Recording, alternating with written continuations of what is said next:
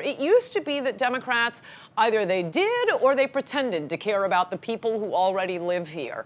Now, like as we were saying before, because Trump won on the issue of immigration, well, they have to be for open borders now.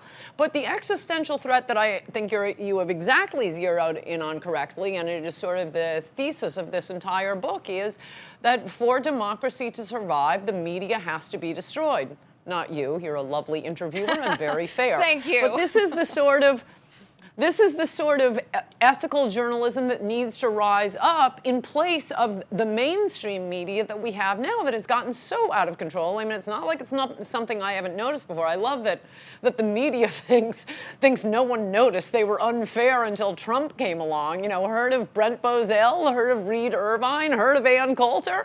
No, we've been toiling away trying to point out to people it's unfair, but now they have so come out of their shells. They are so unfair right now that I think everyone is noticing it. And right. If we get nothing else out of Trump, I'm still hoping for the wall. But if we get nothing else out of Trump, his attacks on the media are all worth it, because people have to know what's going on in a democracy. We have to have facts, and the media isn't giving us that. They're sending us away with false stories. That's almost the opposite of the truth. Right. That sometimes is the opposite of the truth. Well, that's why I think after a year and a half of President Trump, almost 2 years since he's been elected, a year and a half since he was inaugurated, something like only 6% or 8% of the American people trust the media. Part of the reason is Trump's exposure of that.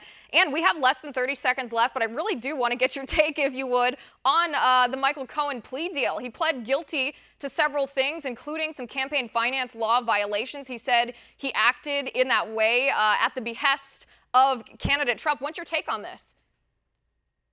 Well, I write about the campaign finance threats in my very short Michael Cohen chapter. I don't know about the tax or any other laws he may have broken. That has nothing to do with Trump or politics. But campaign finance violation, no, I'm sorry, that's crazy. The fact that they threw that in means they are doing this to get Trump. I probably don't have time to explain this, but they will have to prove that, oh yeah, Trump wouldn't have minded the whole world finding out, including his wife and his son, that he was paying hush money to this woman who claimed to have an affair with him, other than the fact that he was running for office. That's always the problem with the campaign finance laws. Would he have paid it 5 years earlier? Kind of hard to prove that that's not true. Want to see more videos like this? Click on the link below and subscribe to One American News on YouTube, and call your cable provider and kindly demand that One American News is added to your lineup. Call and subscribe today.